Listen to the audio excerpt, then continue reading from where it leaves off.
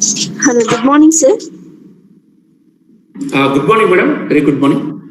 Yeah, so shall we start the session, sir? Yes, I'm ready. I'm ready. Shall I start? So 1 second, sir, I will announce. Sir, we welcome you, sir, on behalf of JNTUA School of Management Studies for the second section of the FDP of US on blockchain technology. Participants, I request all of you to join immediately. Sir is ready to deliver the lecture. Sir, good morning, sir, and we welcome you once again. Sir, I request you to start the session. To all the participants. Yeah, I request you to start the session, sir. Yes, ma'am. Yes, ma'am. Thank you, sir.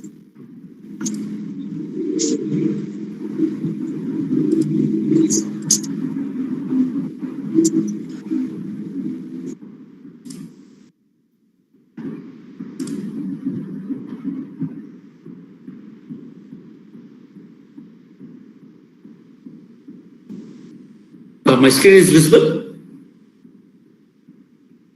Hello? My screen is visible?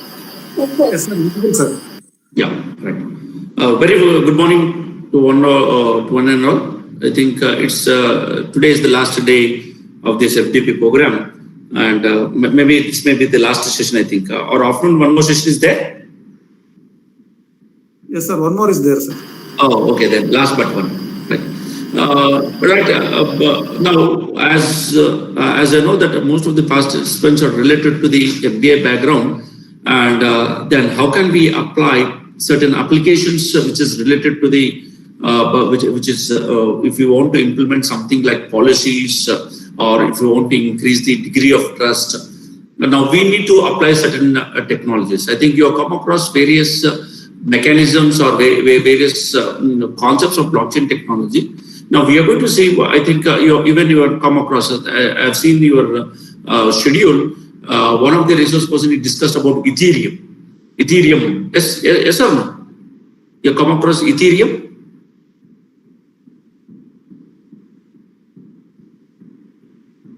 I'm audible. Hello. Yes, sir. Yes, sir. Audible. Yeah, you come across Ethereum, permissionless blockchain. You come across? Yes, sir. Yes, sir. Yeah. That's it. See, I've gone through the schedule because when you come across this permissionless blockchain, there are some limitations are there with permissionless blockchain, but it's a public blockchain which you can have because we don't have any restriction number of transactions in the blockchain. Now we are going to see the types of blockchain. Then we'll try to see specifically on the permission. Usually we are going to have two categories. One is permissionless blockchain, another one is permission blockchain. Now for specific application, only a group of, like for example, the School of Management Studies, JNTUA, Anantapur, they want to implement blockchain for their students as well as for the faculty. Now whoever want outside management MBA people, if they want to access it, they need to have a permission, right? They need to have the permission to access some resources. So what we are going to do is whether we can go either permissionless, that is called as a public, or we can go to the permission blockchain. Now, both are based upon one ledger. This ledger will be shared among the group of peers who are who we can call them as a validators or endorsers, right? Or we can use either one ledger, or we can have a segregated ledgers. Like for example, MBA group will have one ledger. Computer science group will have one more ledger. EC people will have one more ledger. Now, if you want to have a common properties of those ledgers, you can create through channels. That's the main important. Now, how the validation we can perform. Now, as you already know that in the last session we discussed about the degree of trust, right? In centralized system. Now, blockchain is going to provide degree of trust. Can anyone give the answer?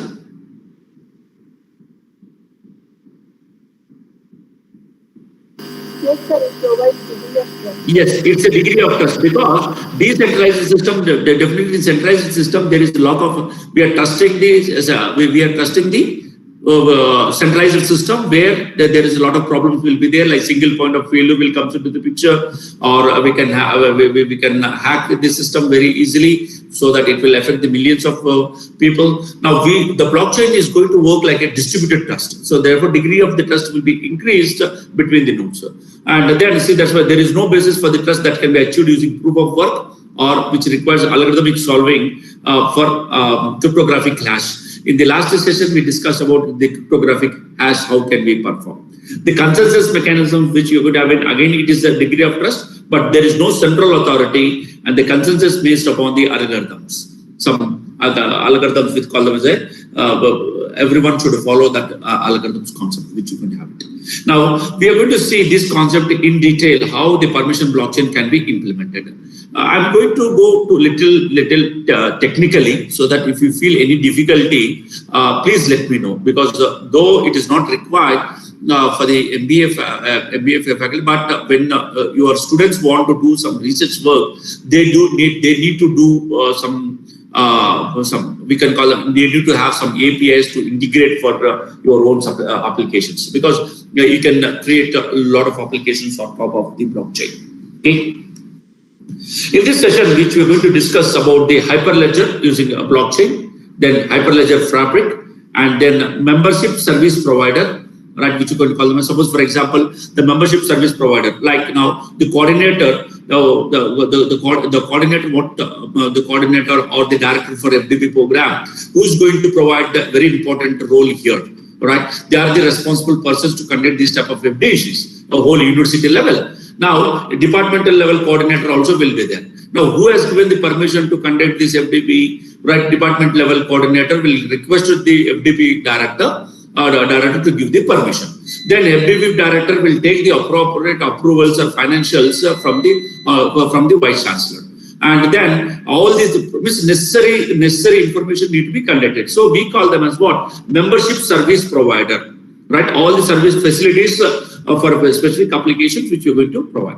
And certificate authorities and blockchain we're going to see. Shared ledger, running the distributed apps on the shared ledger or on the Hyperledger Fabric, which we call them as a blockchain. And then the transaction flow in the Hyperledger blockchain, which you're going to see it. Right? If you feel any difficulty in learning this technically, please let me know. Okay. Now, what is this? Now, we please recall, we discussed in the previous session, smart contract, privacy is a very important parameter, consensus mechanism, agreement is one of the important, and then distributed ledger is also a very, very, very important parameter. Now, any doubt?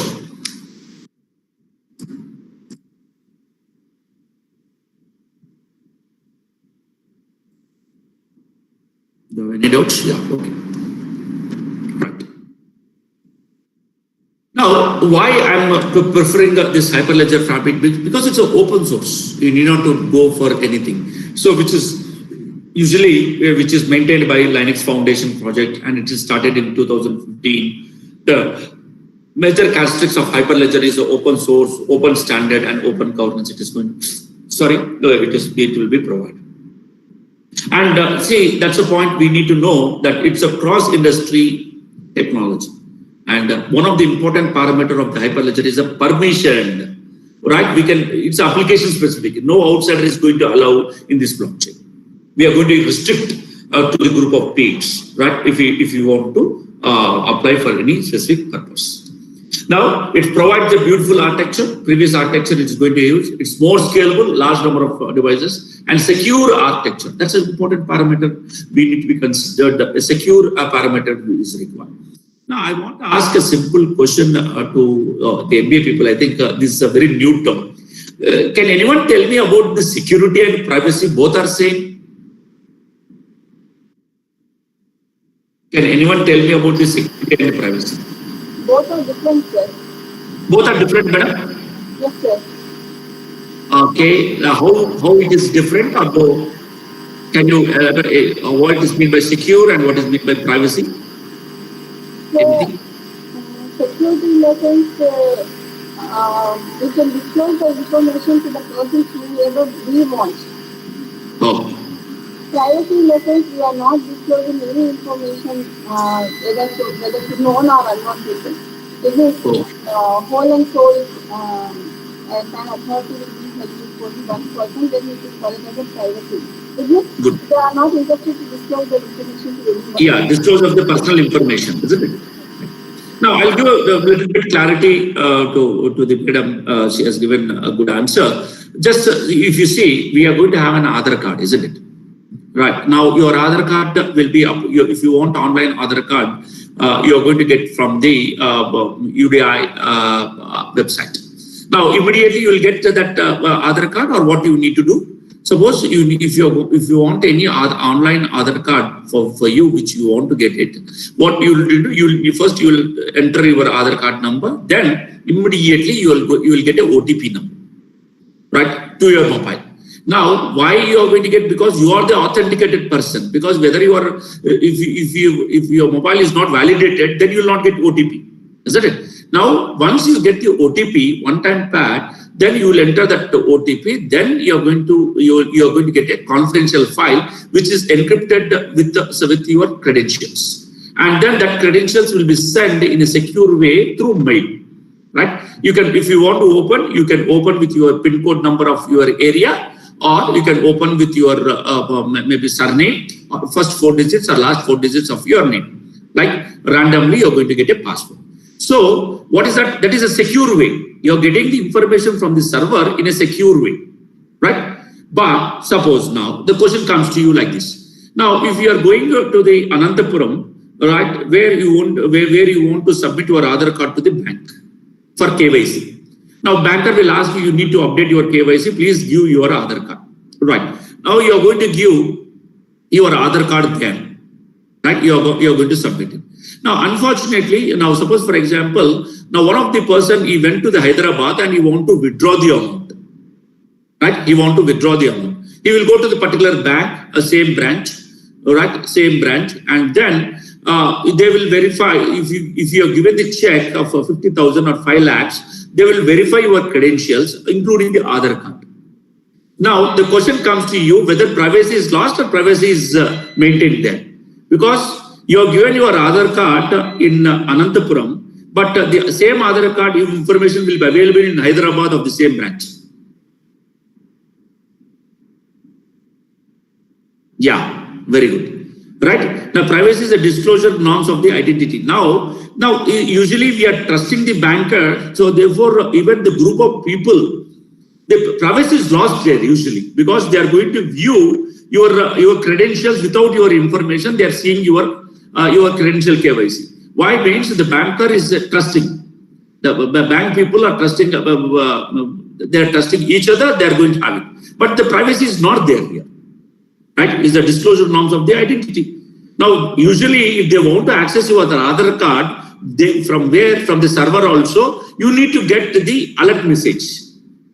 Right? You need to take consent need to be taken from the candidate. Right? Someone is asking your bank, you have submitted your Aadhaar card in the bank, and banker is asking, other branch is asking your Aadhaar card whether you need to accept it. Then only the privacy will be preserved. But usually the privacy is lost there. So there is a lot of differences there between the security as well as the privacy. You got it now?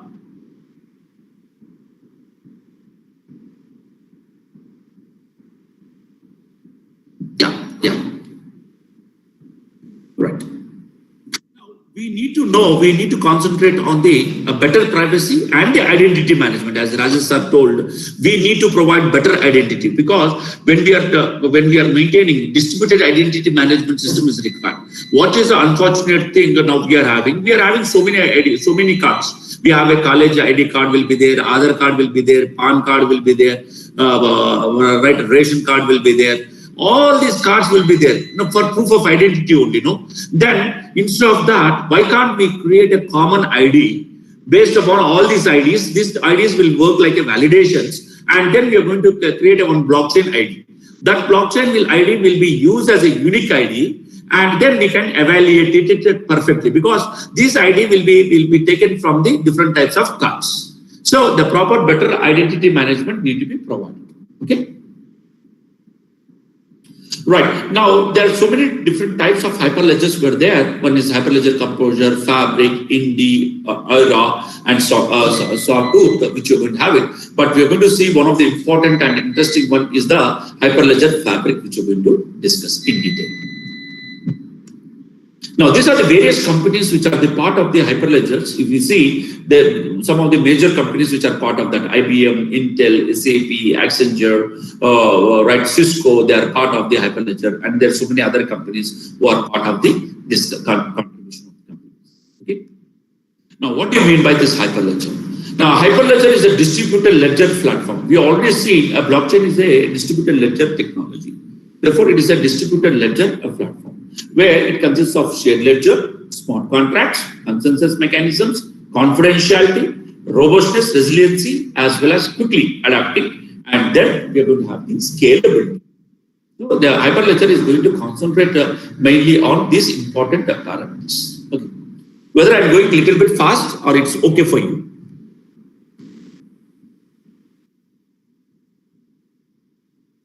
Okay.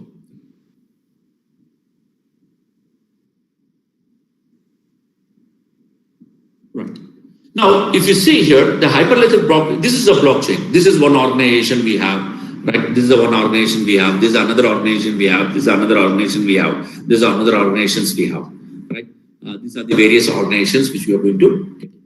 Next one, right? Now, this is one organization. Let's make an assumption that this is MBA department, right? And this is the CSE department or EC department we have, right? This is MBA department. For understanding purpose, I'm taking this as an MBA department. And this one is a CSE department. And this fellow is something like, we call them as what? JNTU administration block.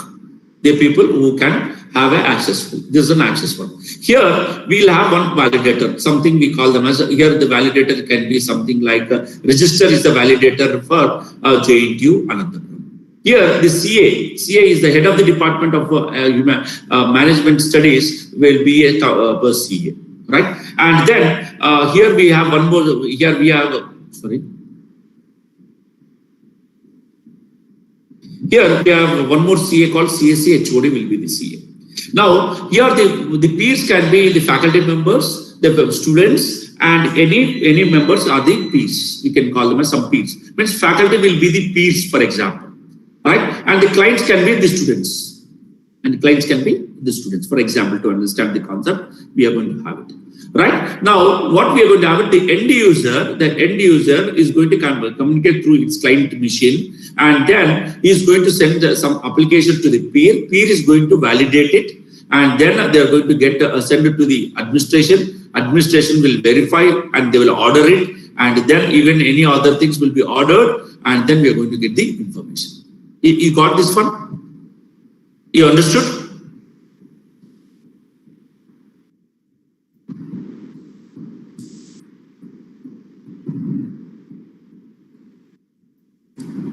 Yeah.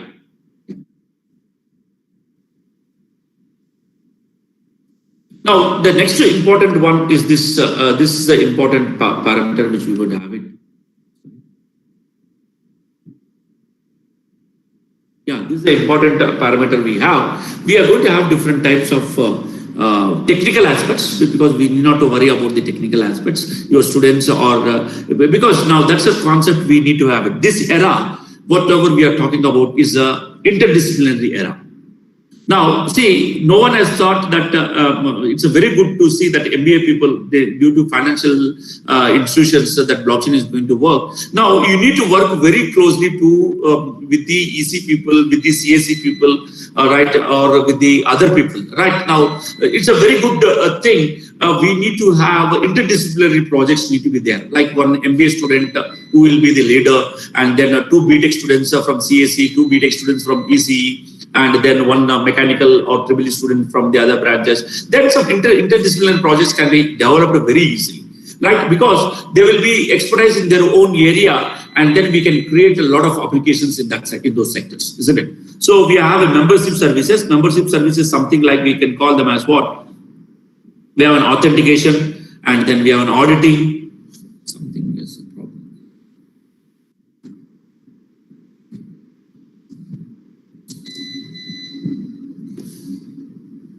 Now, we are going to have the authentication here, and then we are going to have the auditing purpose, which you're going to use it, and then we are going to use identification purpose, we can use it, and then public key infrastructure, which you're going to have it, right, which you're going to provide the membership service provider, which you're going to have.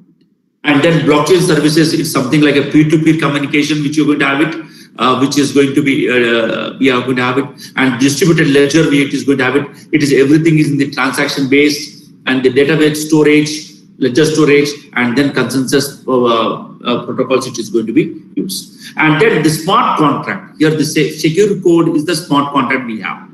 Right, the chain code is nothing but a smart contract where a piece of this very small contract which we have it, and then there will be a secure registry will be available. Okay, so these are the important properties we have. Now, a ledger uses the smart contract, as I already told you. It uses the smart contract concept where the participants can manage the transactions. There are so many multiple data formats which is going to be supported for providing interoperability. Then consensus mechanism, a lot of agreement protocols need to be incorporated. We need to create a lot of channels. For example, there is one organization is there. There is another organization is there. There is another organization is there. Now, for example, here we have MBA department, Management Studies department. Here we have a CSC department. Right? Here we have a EC department and some other departments. Now, the MBA department want to communicate very securely only with the CSC department, but not with the EC department. In that, they can create a separate channel here. Right? The separate channel. Now, CSC department want to communicate securely or with the CSC department. The EC department want to communicate with the CSC department, and they'll create a separate channel. Right? So that the MBA people cannot view the data. And EC people want to communicate with the MBA people securely, and then we can create a separate so that CSC people cannot have it. So what we can create is we can create, the offers the ability to create multiple channels. And every group will have some group of participants to have a separate ledger. The ledger is for these two is different. The ledger is different from these things. The ledger is different among these things.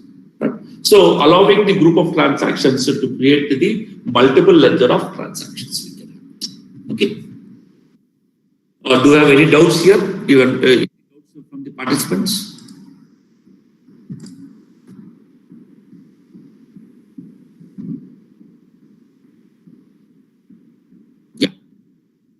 Yeah. Thank you.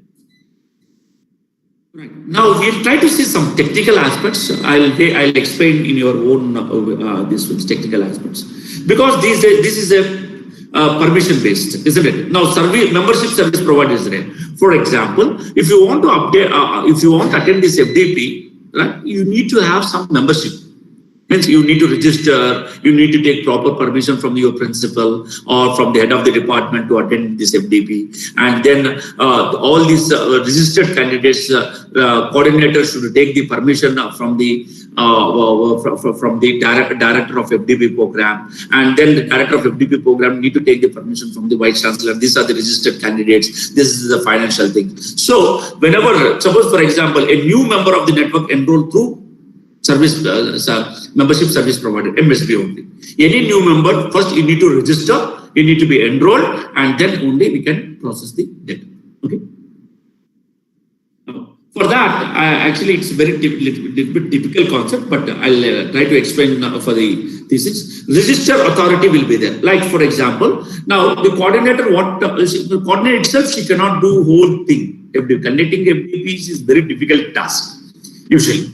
Now, what the madam is going to do, for example, I don't know, but who is the coordinator? Only I thought Varalakshmi madam is the coordinator, and there are some other members were there. Don't mind. I'm taking an example only. What I'm doing here, what the madam is going to do, the coordinator, she is going to take the help of 5 to 10 members. Right? One member will be the registration person. We call them as a registration authority. Right? Some person has asked a question, which we can call them as, sir, madam, I want to register. Then madam, what she will do is, she will tell that you can go to the registration faculty will be there. You can take help of the registration faculty and they will validate your credentials, your registration form. So registration authority will generate the registration certificate.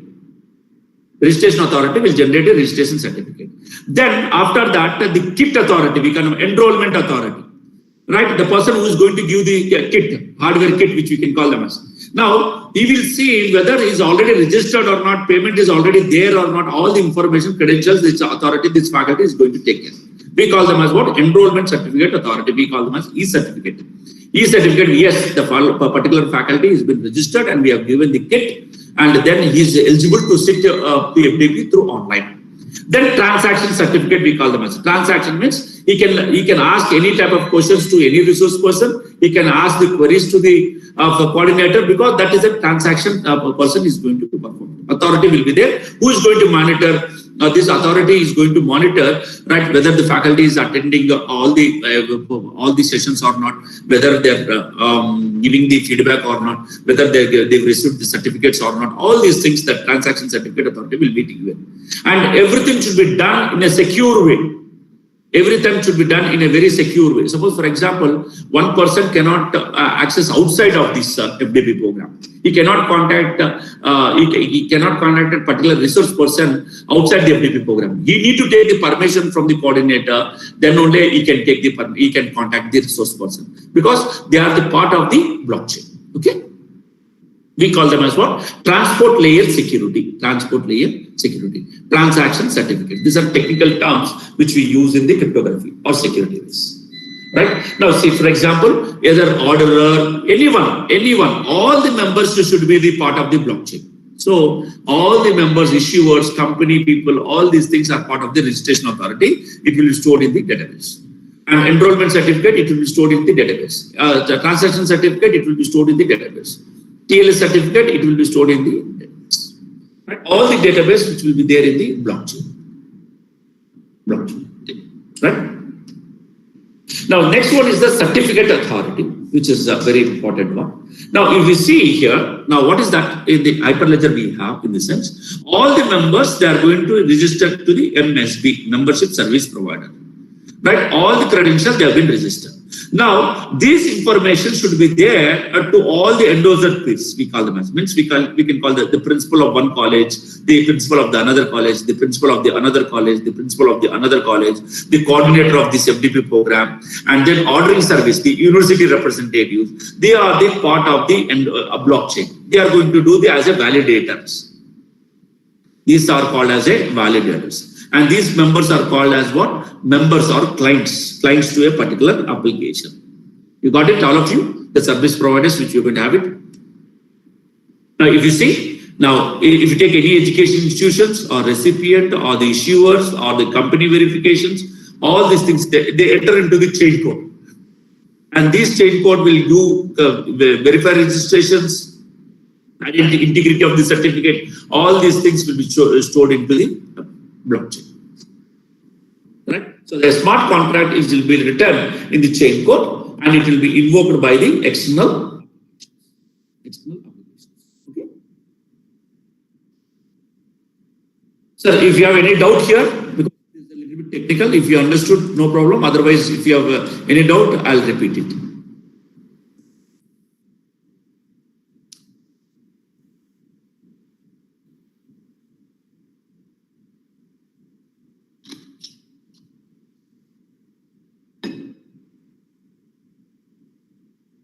Shall I proceed?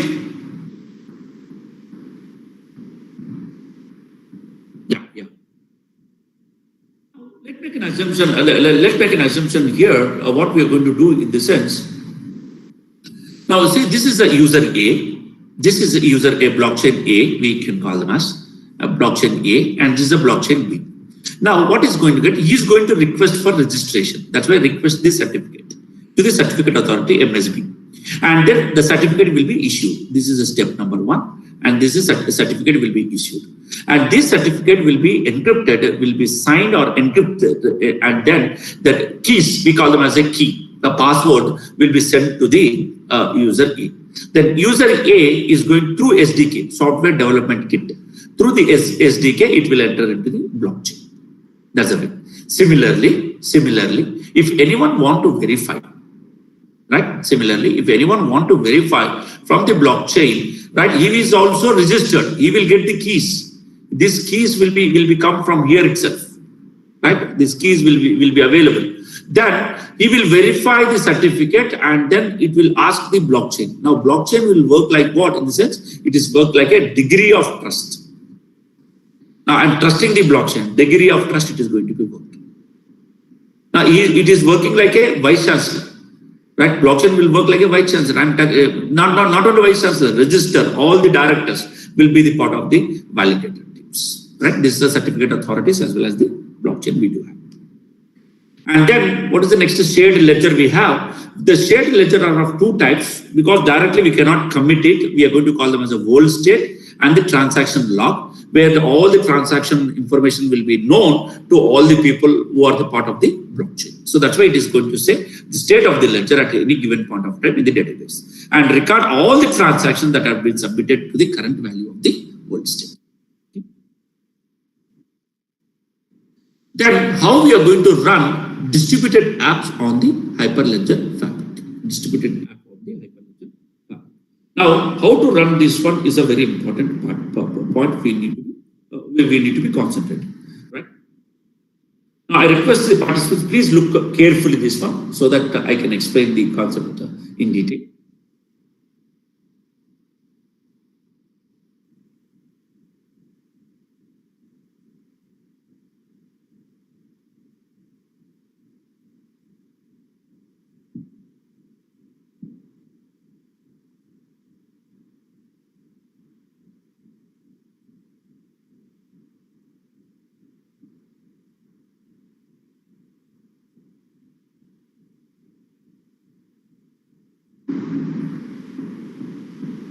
Now, if you observe carefully here, now what is that? This user A and this is user B. And user A and user B is having some keys, private keys and public keys. We call them as private key and public key. And this is the backend SDK API, right? And this is a service provider where he will get the credentials of some credentials, key credentials from this one. Like suppose, for example, now certain faculty required your organization details like JNTUA.ac.in, right? Now you need to get credentials from the admin only. You will not get straight away like that email ID, right? Whoever joined the new faculty. Now what is that? This fellow is the endorser who is going to give validations of a particular kind. This is another endorser, right? He is having some key, private key and the public key. Right, and then these are the peers who's going to give it. So once the information is going to happen, these endorsers are nothing entered into the blockchain. For a blockchain, these fellows will maintain the shared ledger. These are the shared ledger. This is the shared ledger we call them. All the peers, these peers will maintain the credential information. This is one organization. This is another organizations we have. Okay, now we'll try to see. So shall I proceed? This is a step by step. I request the participants please be alert to this one. Those who are not followed. Yeah, it's a very good question. Yes, both large firms as well as small firms can implement this blockchain. Right? Why? In the sense, if you are taking a small firm where a small group of people will be there, to ensure the transparency and security, they can implement it, like using some open ledgers, they can use it. For the larger chains, comfortably, because of the computation load, they can still use it. That's not a problem.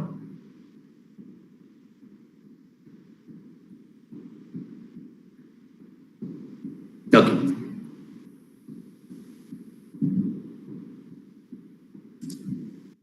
So we'll try to see the step-by-step process is going to have it. This is something like we call them as what? Organization 1 with the law firm, and then there's a government, organization 2, right? Organization 3 is also a law firm. 2 law firms will be there, firm will be there, 2 law firms will be there, and then 1 government will be there.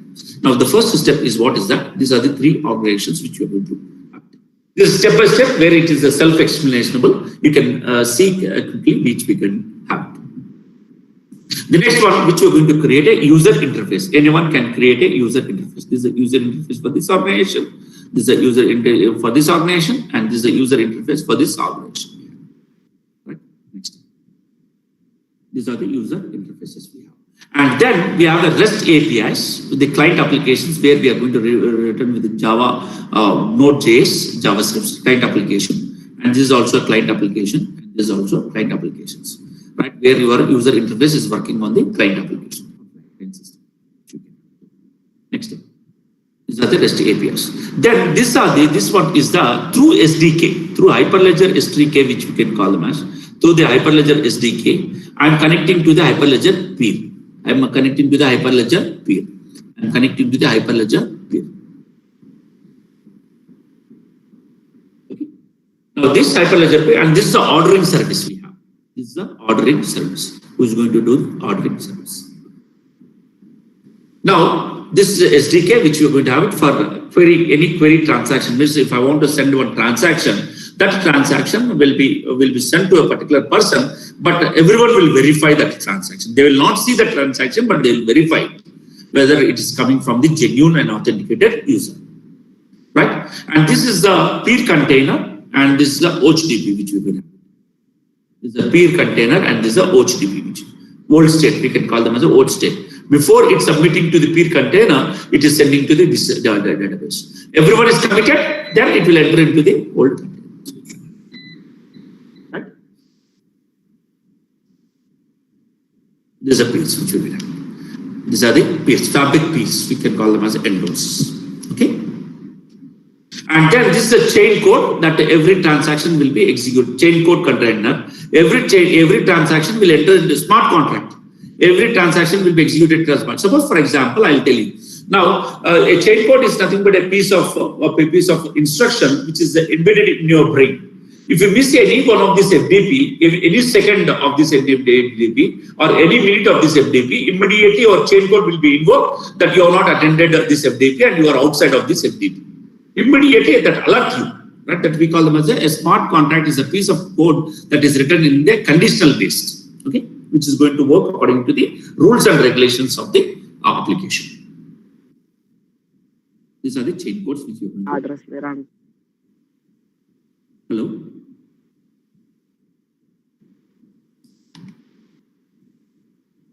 Any doubt?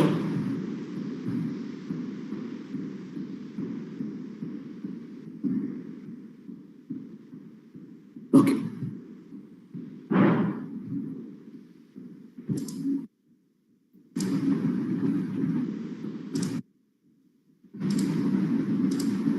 Right. Now this is a chain code, and then we are going to have an external CS. This is a fabric CA, which call them as a fabric CA is your coordinator, which you're going to have it. This is a coordinator, this may be your principal of your college, and this is another principal of your college. And external CA will be your honorable chancellor.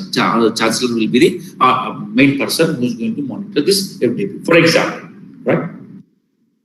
This is a fabric CA which is going to have it. That's why it space. What is this fabric CA is all about is nothing but identities is a very crucial look. Identities of the individuals will be as well as the fabric components are such as peers, auditors, which is issued by the certificate as well as the certificate authority which you will have it. Okay. The ordering service definitely, because that one transaction will come, first transaction will come, second transaction will come, third transaction will come, fourth transaction will come, seventh transaction, then sixth transaction will come. The person who is going to do the ordering of services and all the transactions, they will create in the form of a block, right? And then they are going to send to the peer. Okay. This is the ordering services we have. This is a final diagram of the final conceptual diagram of the Hyperledger application, which you can create any type of an application on this. It's going to work. You need not to worry as MBA students. How can we code all these things? Yes, need not to worry. Only you can design the prototype, and then you can take the help of the other people where they can create the application for your they'll create the tool for your own application. Now, we'll try to see the transaction flow in the Hyperledger. You will get how the transaction flow will be. Now, first is what we call them as, we are going to execute the sequence of statements or transactions. Then orderer will collect all the transactions, and then validation will be done by the peers, and then we're going to store the data permanently.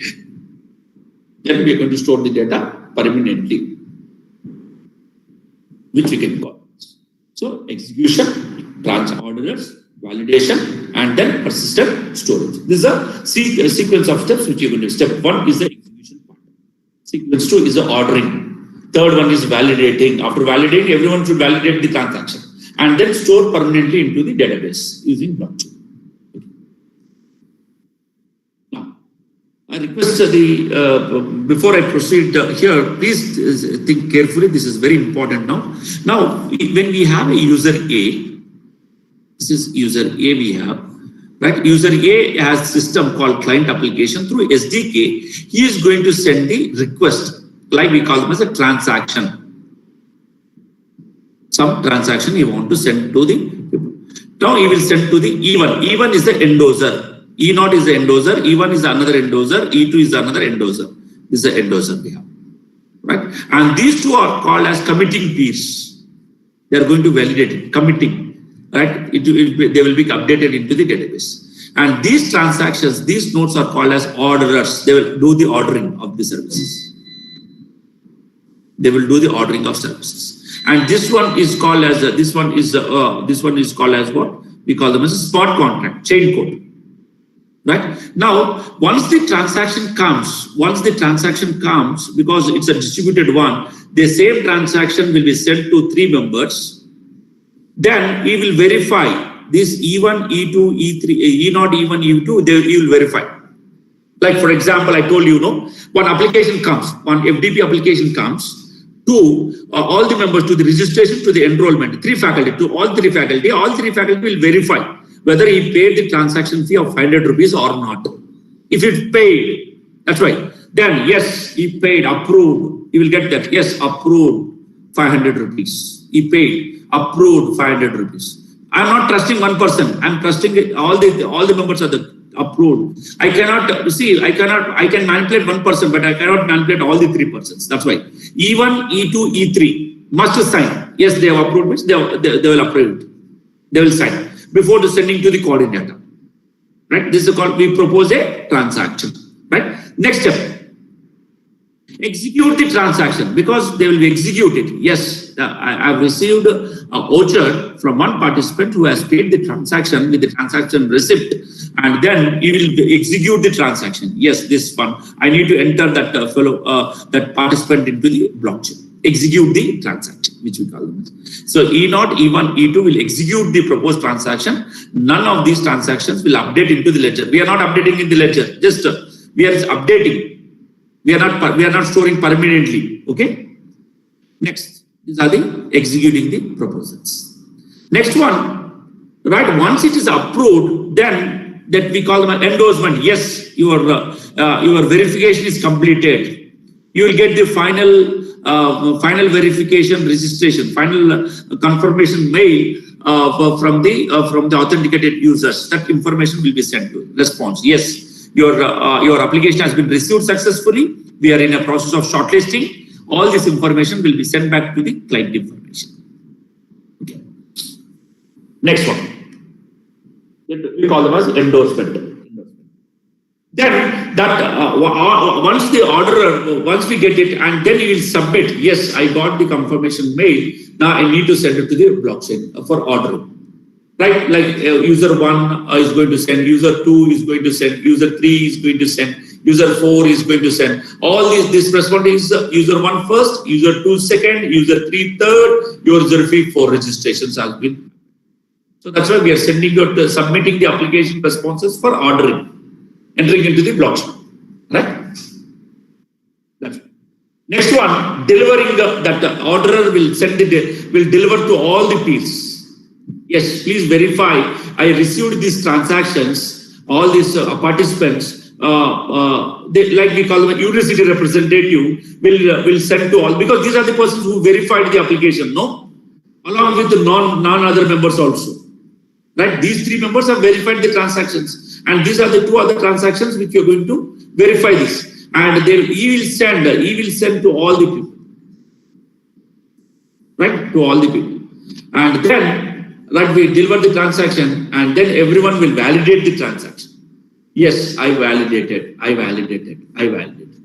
because I verified it. No, I'll see my signature. If I verified it, yes, this is my signature.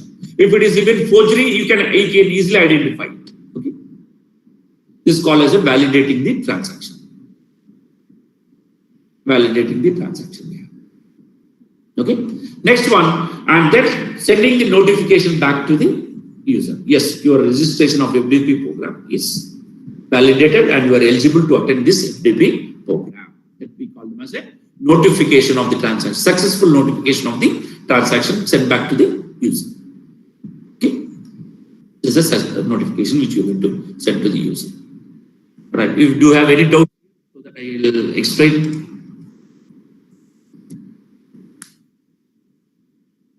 You understood?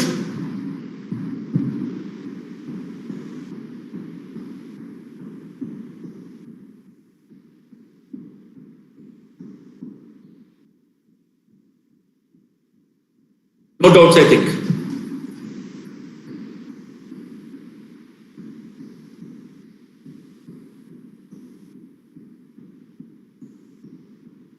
Okay.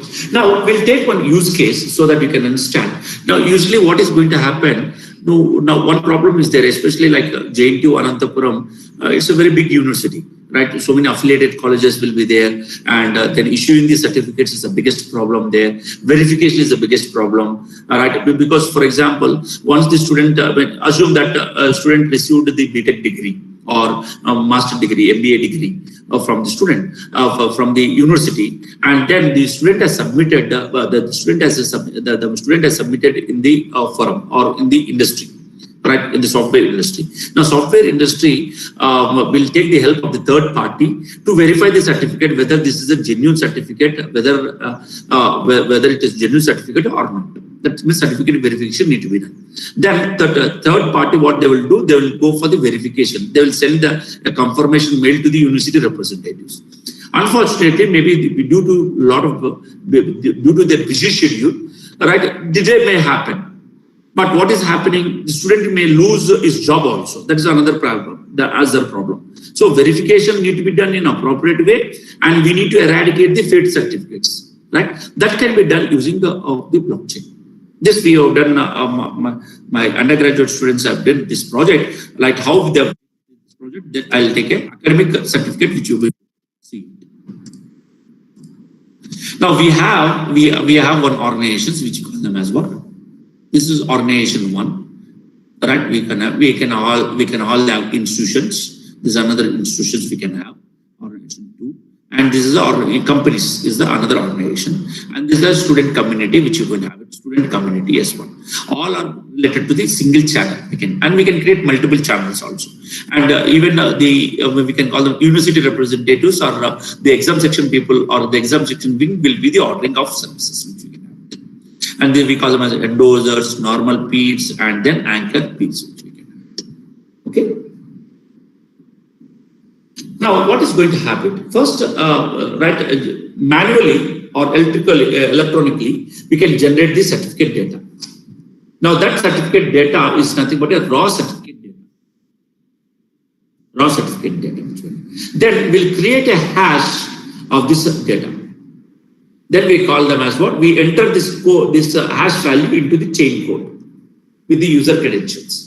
And then that will be sent as a blockchain transaction, and it will enter into the blockchain.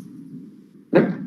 Now, this blockchain to be executed and it should be concentrated, should be sent back here, and then we need to create a final certificate that will be digitally signed. That should be digitally signed by the exam section people. Right? And we are going to give that the digital certificate, right, which is already stored in the blockchain, we are going to give to the students. We are already giving to the students. So this is the issuer role who is going to issue the certificate to the students. And all the certificates will be stored into the blockchain. Okay. You got it? This is the first step. Right? We'll go to the next step. Verify. Who's going to verify? Now the signed certificate which the issuer has given, that signed certificate can be, we can unsign it, right, using his own password, and he will extract the certificate data. And that certificate data can be, he can calculate the hash, He can calculate the hash and then he will send to the blockchain. And the stored hash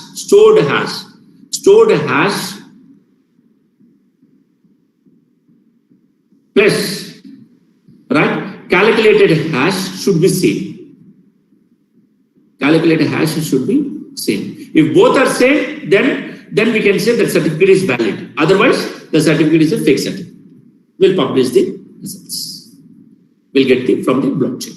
Right? Is the way of the verify. Okay.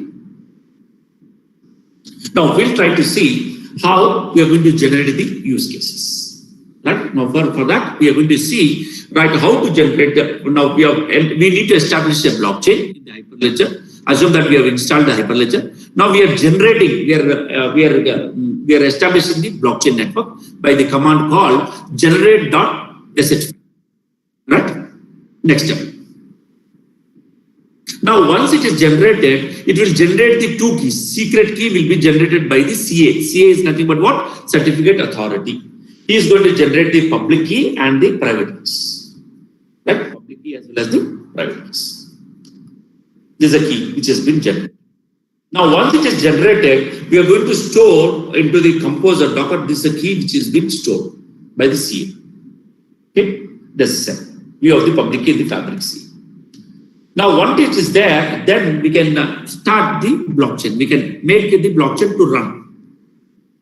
We can make the blockchain to run. Okay? Once we make the blockchain to run, what we are going to see, and then blockchain is a chain code is successfully created, and status is 200. We get the information by creating all the channels. Now, once network is setup is completed and blockchain is invoked, then what we need to do, we need to see who are the peers. This is command line interface, and this is a CA example, orderer example, OAuth database we have, and peer 0, like peer 1, peer 0 organization, like peer 1 organizations also we can have, peer 1 organizations we can have, right? We can create like so many organizations, whatever we want to create. All these things we can see in the blockchain. By typing the command called docker create -a. These are the actors which are the part of the blockchain.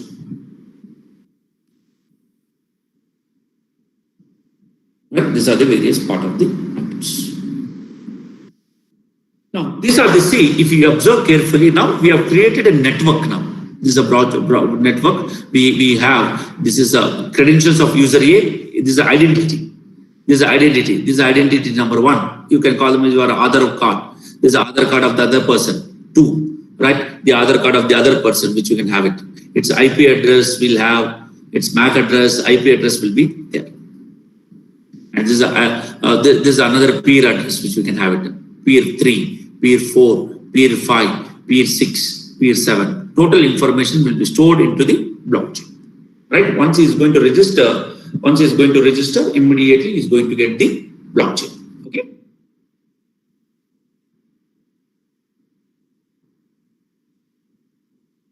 These are the various peers of the blockchain which you are going to store into the blockchain. Right? Now, if I want to run the program, now you need to create a node server.js. Once the network is established, now we need to create a node server.js. Node server.js file. Now it is running the port 7002. Okay. Once we run this program, then you will get a local host 1002 with my application. So these are credentials where I can create it with roll number, unique ID, right? Choose the grade, and then subject code. All this information will be stored as in the user application. Once we entered these applications, then once we enter the application and issue the certificate is clicked, what we will get it, a JSON file certificate with encrypted information will be stored, which will be signed by the examiner. Right? And then once the certificate is going to store, and we are going to send like this Node.js. So this is a roll number, this is a subject code, this is a unique number, this is a grade with excellent, and this is a hash value. Immediately it will say that we can say verify the academic certificate. If it is successful, it will give 1, otherwise it will give 0. Otherwise it will give 0. Okay, this is a verification of the academic certificate we do have. Okay, you got it? This is the academic certificate which we can get it. Now, if you observe that, now verification is failed. Hash is failed here. The hash is going to be failed because we have changed the number. We have changed the number, so therefore we got the 0. We got the 0 because the wrong information has been failed. So therefore, the requested certificate is not available in the blockchain. So this is the way we can create any type of an application in the blockchain. Okay. Right. I am going to conclude here for this purpose. Right. So therefore, we can say. We can use blockchain. Current trend is to make everything is decentralized. That's a very important one. And blockchain allows the sophisticated smart contracts, which make use of for many applications, which we can use it. And then blockchain is going to disturb many industries. A lot of people are working. A lot of industries are working on this blockchain. We can create a lot of startups, virtual capitalists, and then it is very useful for the researchers. Okay. Thank you from my side. I think a little bit fast, I think so. Do you have any doubts? Please let me know.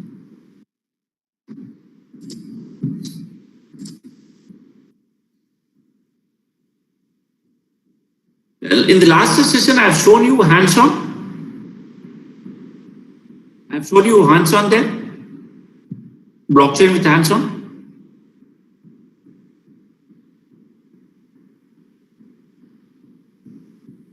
How the blockchain demo with public keys and private keys is created. I've shown it.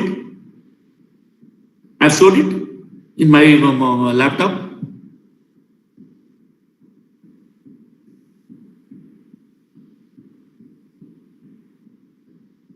Yeah. Yes.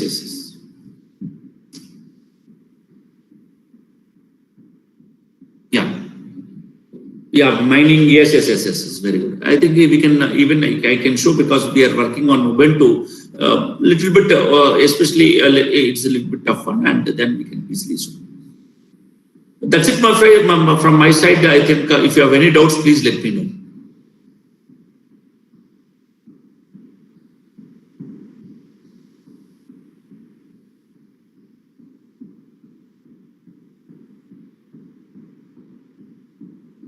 Now, if you have some laptops, then I can do some hands-on, but I don't think that you people are doing on laptops. Almost all people are using online. Otherwise, I used to show some hands-on approach on this category so that you can practice much better.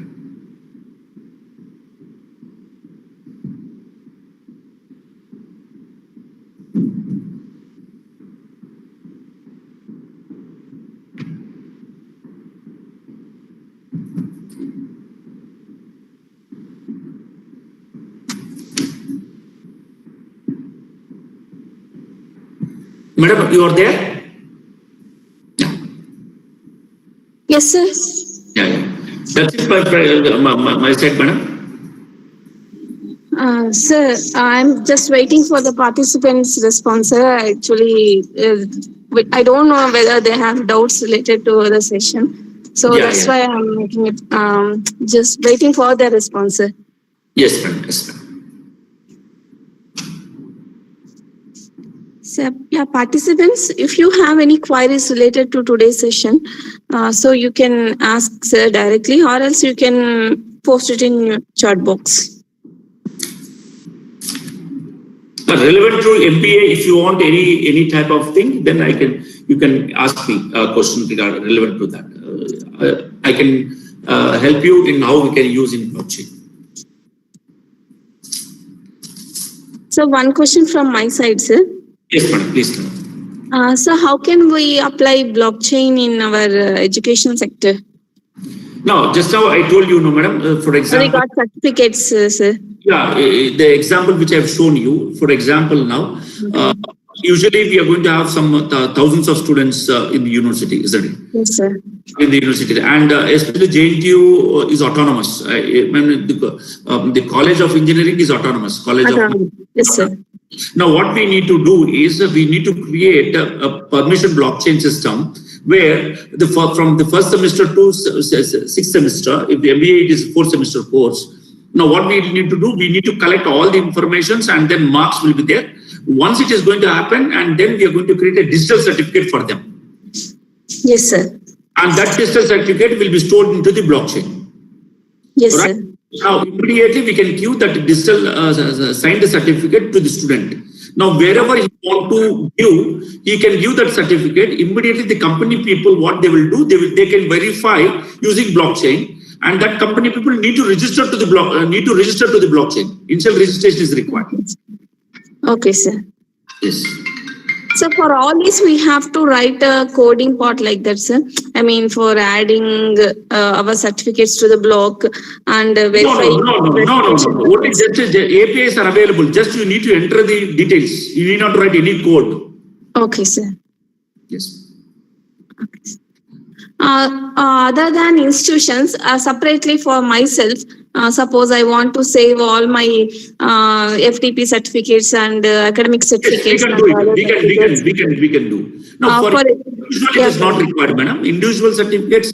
Suppose now another point I want to tell you, because you have so many Aadhaar cards and all these things, isn't it? Aadhaar card is, PAN card is there, voter card is there, and then so many credentials will be there. Now, instead of that, why can't we create? I mean, government should take initiative. Maybe it may be state government, central government, whatever it may be, or postal card will be there. Instead of all the cards, they will create one card which is unique. We call them as a blockchain ID. Yes, sir. This blockchain ID will help you. Now, using that blockchain, they can verify all the other cards also. This blockchain is a unique card for you. Wherever you go, that card will be helpful for you for distribution of the other cards. Otherwise, you need to remember the PAN card, you need to remember the Aadhaar card, you need to remember the registration card.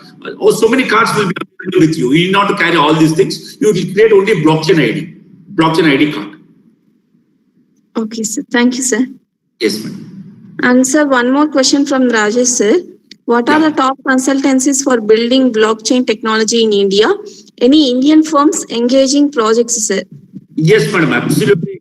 I can tell you most of the 33% of the companies already working on that. Suppose, for example, Accenture is already working on that, right? Even Wipro is working on the blockchain. If you see all the white papers, Infosys is working on the blockchain, right? Qualcomm is working on the blockchain. Deloitte is working on the blockchain. Accenture is working on the blockchain. So many companies are working on the blockchain to work to provide any security-enabled features. Okay, thank you, sir. Yeah. So what is the next alternative technology after blockchain technology after few years? Because we are going to see a lot of automated. Everything future is all about industrial IoT. Yes. Future is all about Internet of Things. The next technology is the Internet of Things. Means we are human role will be very less, and the mission role, devices role will be very high. Okay. Right? Now, for example, what is the next situation in this pandemic? What we'll do is, so let me example. Now, I'll record all the lectures once. Then, whatever next time, I'll not take the lectures. I'll recording lectures to all the participants. That will be the future. The system will take care of that. Yeah. Okay. Yeah, it is artificial intelligence, machine learning, deep learning applications we need to apply. It's already there. It's already there. And thank you, sir. And one more question, sir. It's related to management. So if we are replacing everything with missions and the technology, means sophisticated technologies, technology is good. I'm not pointing out that technology is replacing everything like that. But if you are replacing everything with missions and robots, in a sense, less manpower will be there, and the people will lose the jobs. Lose their see, jobs. other side, we are talking about the one side, madam, because Yes, we require a technology where the human involvement is less. Like Yes, in sir. agriculture, if you take in agriculture, because the labor cost is very high in the agriculture, Yes, sir. we require the machines in those cases, right? Yes. For example, smart watering system. Yes, We sir. filter the water where the human errors will be very high, right? Smart parking system, smart lighting system, where the, see, technology is required where the human role will not play an important one. Only the humans are required for decision making. In those applications, we need to apply. We cannot say that we require a sensor whether you're taking sufficient food. Okay, don't take more food. Sensor will activate and will give you alert messages. We don't require those type of devices where it will play an important role in our daily life, because humans should be on top of the persons than devices. But in those places where the human role, where human cannot do the work, in those places this IoT is required, according to my purview. Yes, sir. Thank you, sir. Thank Yes. you very much for your detailed explanation about my questions. Thank you, sir. Yes, ma'am. Thank you very much. Any other questions from the side of participants?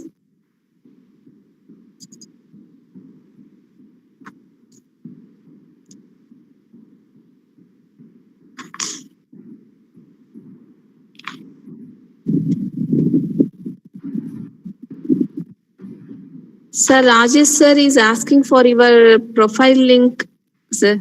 Yeah, it is available in my website, madam, nitw.ac.in. And my separate web link is there. It is getting updated. It will take 3 to 4 days. Then I'll give that link to person, if it is. Yes, sir. Sure, sir. Thank you, sir. And so one more thing, sir. A few of the participants are asking for PPTs or the important material that is related to the blockchain sessions that you had taken, sir.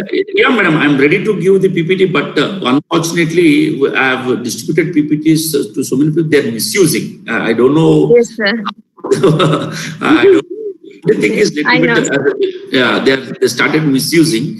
If whoever want the PPT, I'll forward to you. But I'll please. That is my sincere request. Is please try to keep a source from where you're taken, because that is little bit. As a faculty, we need to maintain that integrity. Yes, Right? sir. Yes, sir. Yeah. What happened to what actually the PPT they're using and they're presenting somewhere as they're prepared the PPT. Yes, sir. Sure, sir. I think the participants you are listening, sir, what sir is saying, not only about Dr. Suresh Babu, sir, whoever the faculty, they are preparing the PPTs and they are taking so much of time in order to go for a effective presentation. As a faculty, we know that pain. It will take 3 to 4 hours to go for a presentation of minimum No, 20 for or me, 30 slides. for me, 18 to 20 hours PPT time. It is Yeah, taken. yes, sir. So No, even I'm ready to give, because see, we are Yeah. there to share the information. I'm ready to Yeah. give. Little bit ethics is required. That's the only thing is, yes, from where you PPT, even I'm keeping the source from IBM. It is my, I've taken, because I'm not creating, because I'm collecting the text, I'm reading the things. It is not my own property. If I prepared my diagram, I'll tell this is my own property. yes, If I- sir. Sure, sir. Sure, sir. Yes, we need to have some source. We need to keep some citations. That is a good thing. I do believe strongly. Right? Sure, surely, sir. I agree for that. And I will convey the same to all the participants to maintain integrity in sharing PPTs and using Yes. the slides of any faculty, sir. They can use it. They're free to use the slides. Yeah. In this open world, in this open source, they're free to source. But only thing is, little bit acknowledgement is essential. That's the only thing. Yes, sir. Yes. Yeah, sure, sir. Yes. Sir, any other questions from the participant side? Or else we can wrap it.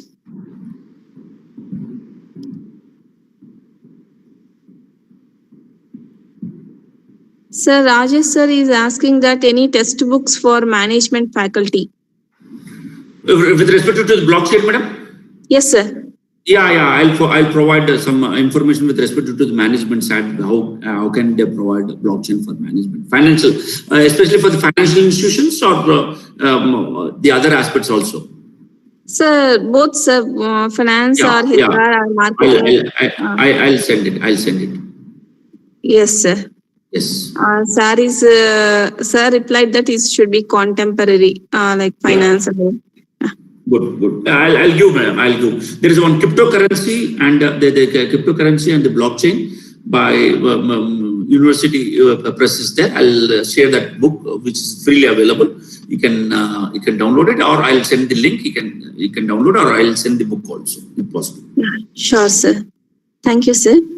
And yeah. So I would like to thank you, sir, for taking sessions and giving your valuable time to all the participants of this FDP. I would like to thank you on behalf of JNTUA School of Management Studies for delivering lectures on our request and dealing the sessions very effectively and engaging the participants very nicely. Thank you, sir. Thank you so much. We are looking forward for your support for other FDP programs also. Sure. I know, sir, I listened to your sessions in JNTUA College of Engineering when you are dealing with the cryptography. Good. Yeah, yes, sir. Yes. Under the coordination of Chenna Reddy, sir. Yes, sir. Yes. Sir, really, it's a splendid presentation. Really, I enjoyed a lot, and I learned and I gained so much of knowledge in cryptography primitives. Thank you, sir. Thank you for your knowledge, and thank you for your presentation, and thank you for your knowledge sharing to all the participants of this FDP. Thank you, sir. Thank you very much. Thank you, madam. Thank you very much for the opportunity, because you have given the opportunity to elaborate or to share my knowledge to the MBA faculty members. It's good to have, because it's very challenging. The blockchain with the technical aspects explaining to the MBA people is very challenging. I tried my best, and because there may be some technical aspects are there, I thank each and every participant for their patience listening and asking the question, responding me in this pandemic situation, because otherwise it will be one way session. That's why every 5 to 10 minutes I'm asking any doubts, so that a lot of interaction will be there. Even that most of the people have responded very quickly, especially Rajesh sir is responding and some other members are responding. I thank each and every person for active participation, especially Varalakshmi madam for giving this opportunity. Thank you one and all. Sir, thank you, sir. Thank you very much. It's our pleasure to have you here for all these sessions. Thank you, sir. We need your support for further also. Thank you, sir. Sure, madam. Sure. Thank you very much. Thank you. Thank you, sir. Thank you very much. Yeah. May I leave, madam? Yes, sir. Sure, sir. Have a good day, sir. Thank you. Yeah. Thank you, participants. Thank you for your time, and thank you for your active participation in the program today. And so the next session will start at 2:15 p.m. sharp. Please be in time. That it will be before 15 minutes also okay. Please join by 2 p.m. So that we will wrap up with the session by 3:15 or 3:30. After that, we will take a break of 10 minutes, and next we will start up with the valedictory function. And once again, I am announcing that any participants who are interested to give their feedback about the FDP, so they can just message to my personal WhatsApp. Thank you, participants. We will see you in the next session, that is by 2 p.m. Thank you.